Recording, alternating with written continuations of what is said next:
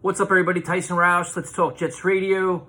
Thank you to everybody joining us on the stream tonight. It was a lot of fun talking football. Actually, a positive stream, an exciting stream, not a lot of negativity. The Jets won their first preseason game 12-7, and this was probably one of the first preseason games I was excited for in a long period of time. New head coach, new quarterback, and you just want to see how this team's going to come out. You kind of want to see, all the notes from training camp, how they translate to the game field against a different opponent. So, starting with offense, it was interesting because Justin Fields had a very encouraging debut as a rookie, and now there's all this. As a Jets fan, I'm like, oh, please, Zach Wilson, don't come out and just be like subpar, mediocre. So I didn't want to deal with all the bullshit tomorrow. I understand preseason doesn't mean a lot, but you just don't want to deal with all that negativity and all that drama and all the media nonsense.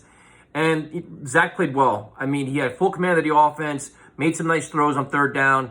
He looked composed. He spread the ball around. Nice throws. I mean, it was a very good debut, all things considered. Didn't light it up. I think it was 6 of 9 for 63 yards, but an encouraging start. And you could just see some of his ability, his athletic ability, his arm strength, his quickness. So that was a positive. The running backs were interesting. Tevin Coleman did not play due to personal reasons.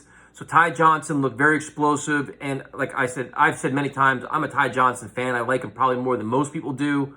And I think he should be a part of this team. That means keeping 4 running backs. I know that's not ideal, but I would probably do that.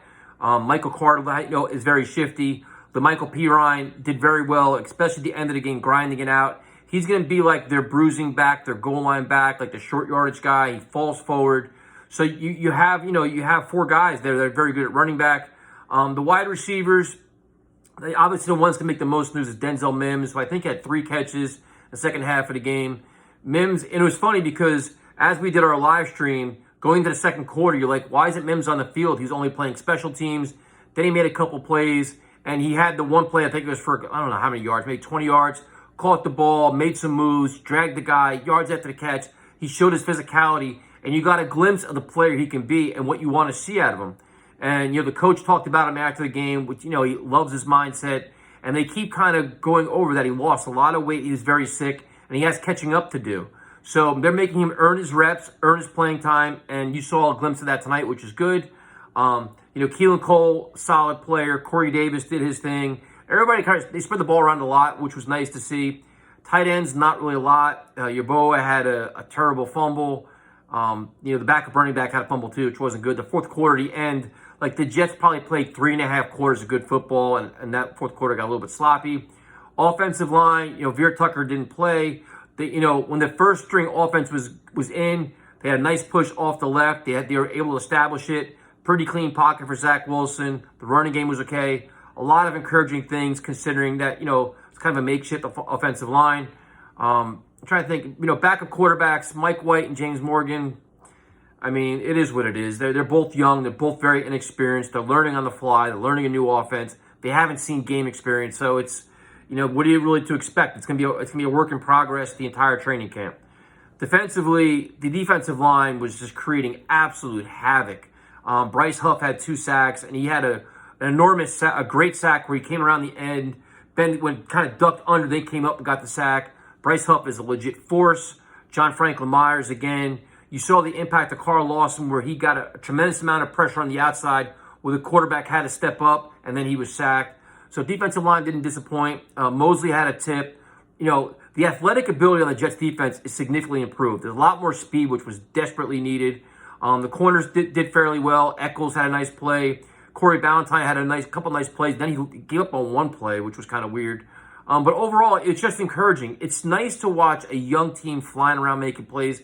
There's a different vibe around this team. There's a lot of positive energy, a lot of excitement. I know it's a lot of newness too, but it's like they're all buying in. They're all competing.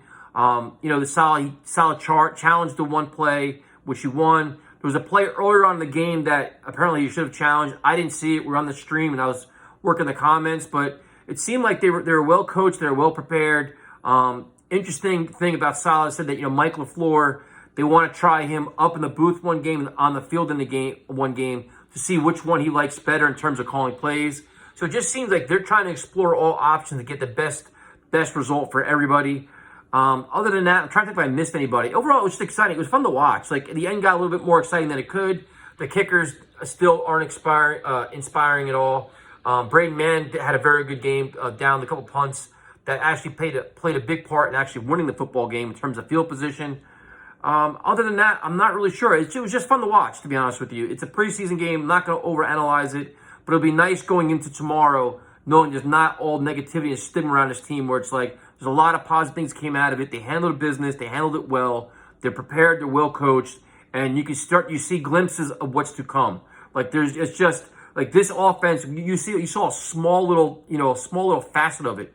But you notice there's a lot of movement, a lot of motion, a lot of creativity, and you're going to see a lot more of that. Defensively, they're going to get after it, the front seven, and they're going to put corners on the island, but hopefully the corners won't be back there long. So that's pretty much it. Again, thank you for joining us. We definitely appreciate it. We'll be back live Monday and Tuesday. Talk to you then.